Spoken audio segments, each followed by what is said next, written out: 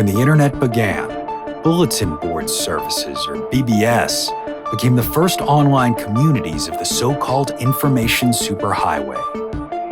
Using their phone lines, people logged in from all over America to talk about sports, games, movies, and on one BBS in particular, share their ghost stories. Over time, those communities all went dark, except for one lone server that continues to operate somewhere in an unknown part of Pennsylvania's Rust Belt. A relic of the 1990s, veiled in mystery, it is a digital archive of humanity's strangest encounters with the unknown, as told by the people who experienced them. My name is Brandon Schexnayder, and you are listening to Fear Daily.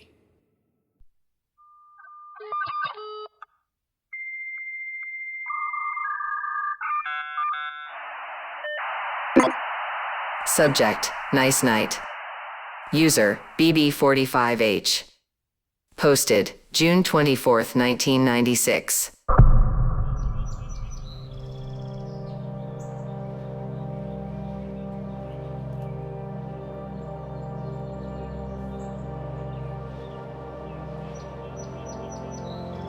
Nice night. I looked up from where I'd been playing on the porch.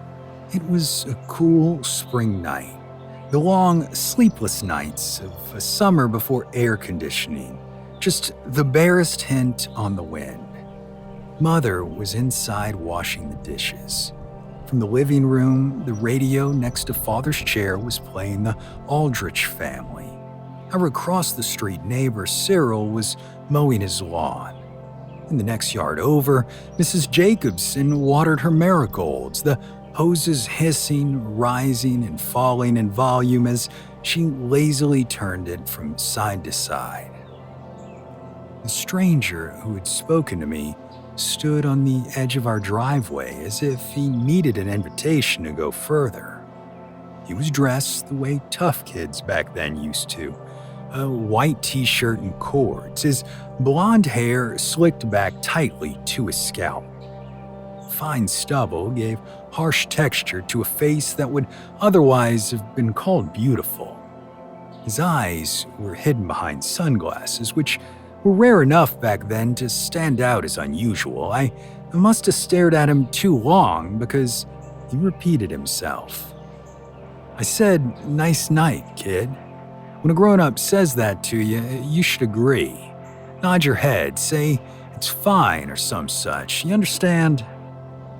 I went to respond and caught myself, nodding first before saying, "Yes, sir, a fine night." The stranger smiled. "Good boy, you can't go wrong reflecting folks back at themselves. Remember that and your life will go easier." "Yes, sir," I said. "I understand." A distant rumbling from somewhere in the south suggested thunder, even though there wasn't a cloud in the blue-black sky. The stranger looked toward the sound.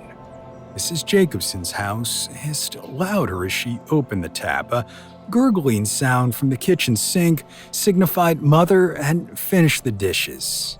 She called out for me. "Robbie? Robbie, where are you?" The sound of her voice through the screen door, the stranger turned back towards me. "That's not her, Bobby boy, and don't listen to a word she says." "What?" I hadn't intended to say anything, but the stranger's words were so unexpected that I spoke without thinking. "Your mother's dead, remember?" She called me again. "Robbie, are you on the porch?" It happened on the 5th of June, 1965, a car accident on her way to the A&P. You were in the back seat. A noise briefly rose up in my mind, the scream of metal on metal. Glass cascaded down around me like rain. The world was spinning. Something thick and warm splashed across my lap, almost like I'd wet myself. Except I hadn't.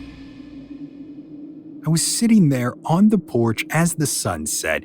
The stranger was still there too, standing in the same spot at the end of our driveway. Mother sounded cross. "Robert Edward Harris, I swear if you're hiding on me again." "Don't answer her, Bobby. You can't." My voice was small, frustrating me because I didn't want the stranger to see how frightened I was of her rage. "But it's my mom." The stranger put up a hand as if to cover my mouth, but he never moved closer. "Don't speak, kid. Just listen to me. You're in danger." Mother's voice was deeper now, rougher. It sounded as though it was coming through my father's radio. "I see you, Robert. Come inside and Father'll take us for ice cream." I suddenly wanted ice cream very badly. Sitting in the back of our car in the drive-in's neon-lit parking lot, eating spoonfuls of drippy vanilla ice cream was my favorite thing to do.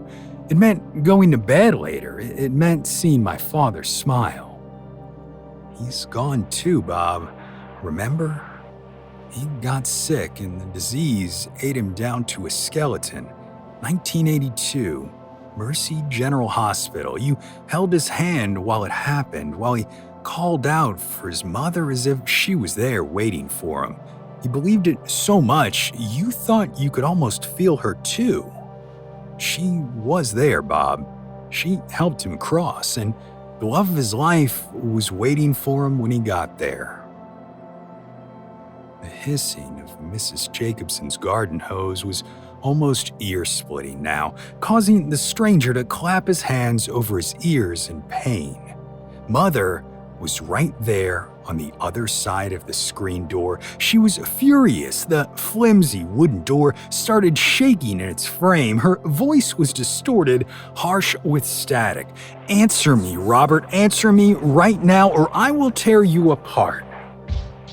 Stranger was sagging down to his knees. He shouted to be heard over the hiss. "Wake up, Bobby. You have to wake up. They're almost here."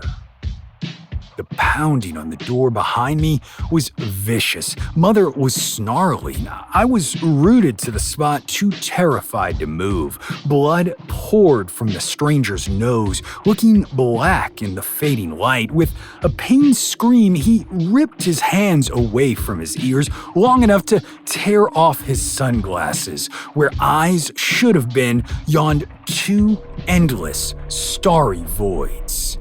I was transfixed and terrified in equal measure.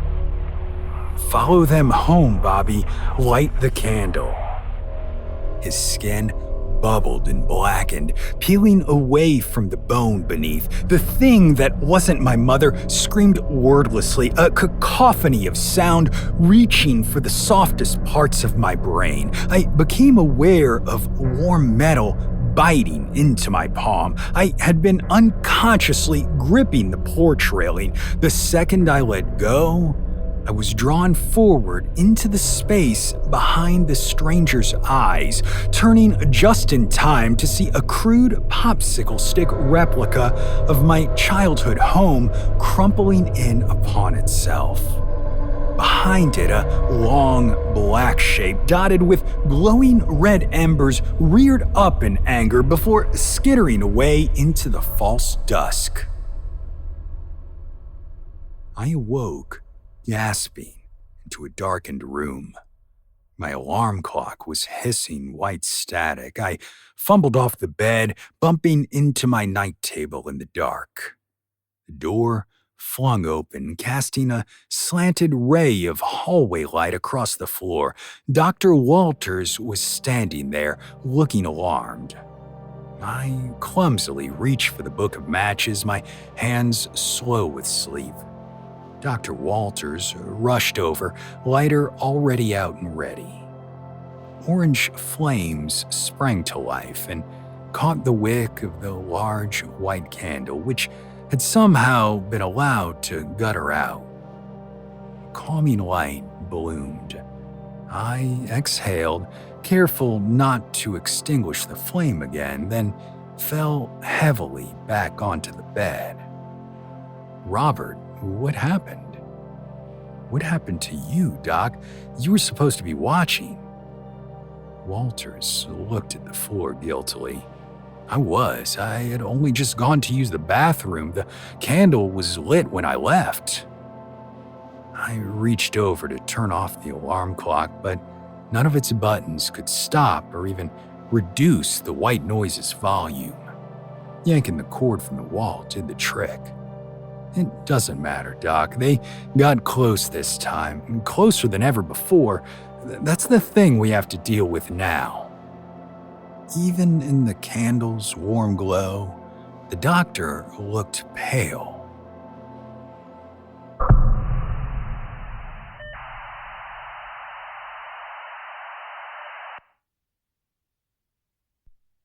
Subject, in the pines.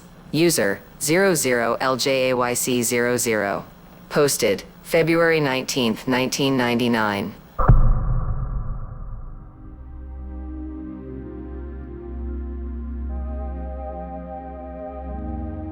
I'm not posting this for attention. I don't need validation. Hell, I'm not even sure I want anyone to read this because once you do, you can't go back. You'll look at the woods differently. You'll listen harder at night. You'll wonder if it's still out there.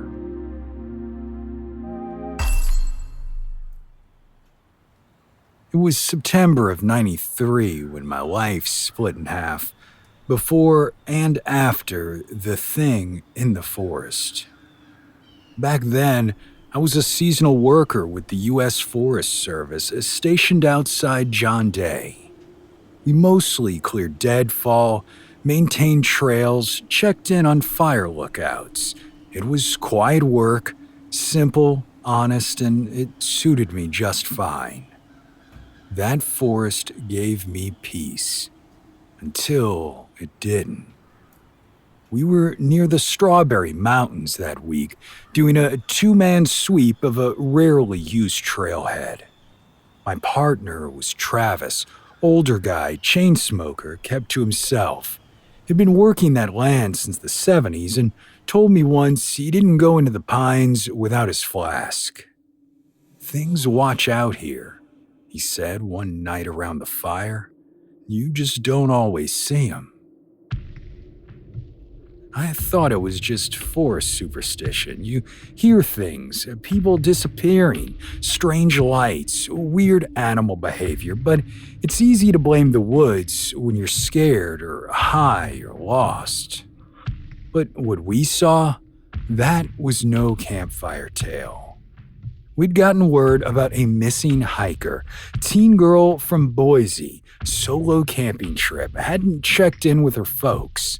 They found her car a few miles from where we were posted, so we were told to keep an eye out.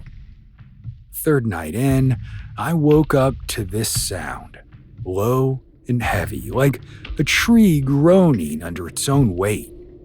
But it didn't stop, just this slow, dragging breath. I sat up in my tent, heart jackhammering, thinking maybe a bear had wandered into camp.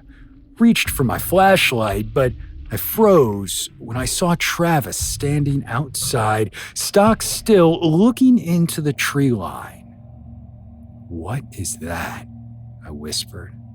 He didn't even flinch, just muttered, "Don't shine your light, don't move." The breathing got louder, closer, and then I saw it.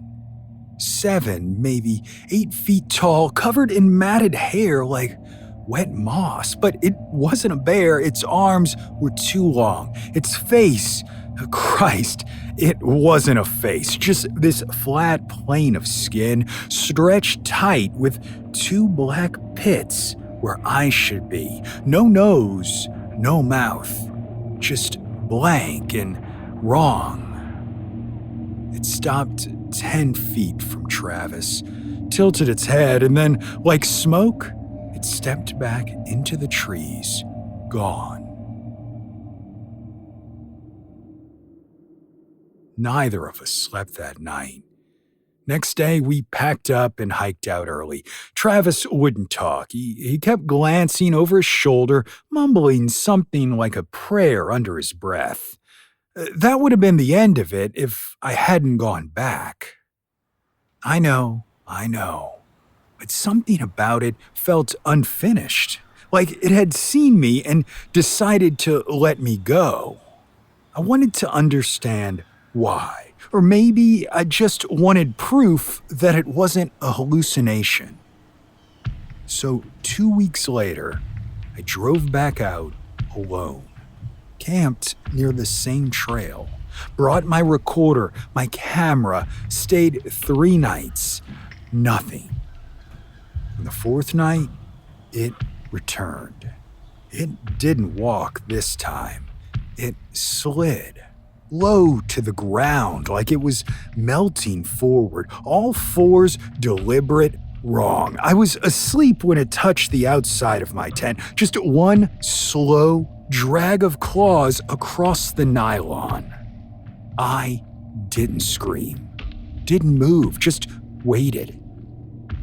When I finally dared to unzip the tent, there were prints in the dirt. Barefoot, human-shaped, but not right. Too long in the toes, too flat in the arch, like it had seen people walk but didn't know how to copy it right. Well, that was the last time I stepped foot in those woods. A month later, Travis was gone, quit, left town. Word was he'd started drinking again, said he couldn't sleep, couldn't stop seeing it in the trees.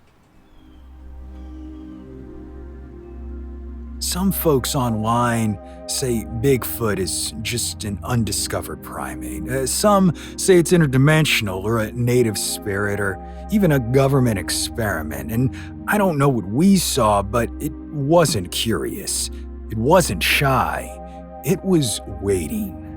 And if you ever find yourself deep in the pines and the wind goes still and the birds go quiet, well, don't...